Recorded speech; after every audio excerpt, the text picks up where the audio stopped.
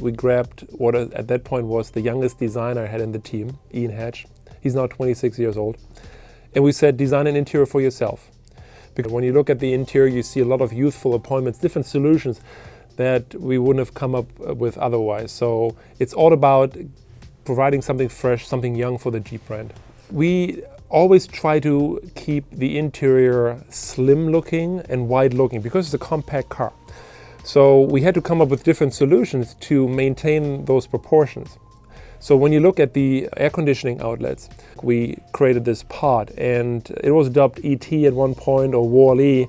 Why we don't own the naming rights for it, but that's where the inspiration came from, this kind of robotic look. And it's something that you would not see in any other interior, but in this interior you get away with it.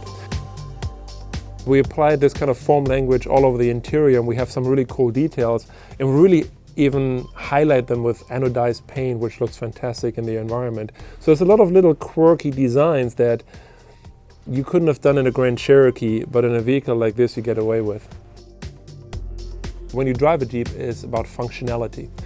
And in an interior, functionality is, besides the beautiful comfort and technology, it's about storage.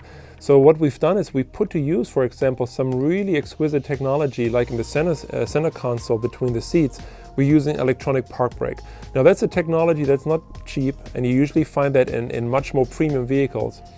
But what it does, it allows us to throw out that normal park brake, that big handle, that big chunk, everything that comes with it, and put in a little electronic component, and it frees up all this beautiful space for storage down there.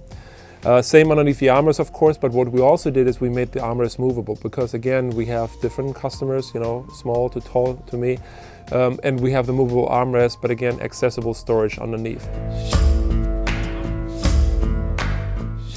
I just came back from the Geneva Auto Show, where we had big design bosses there looking at the car, and we had people sitting in the vehicle from industry.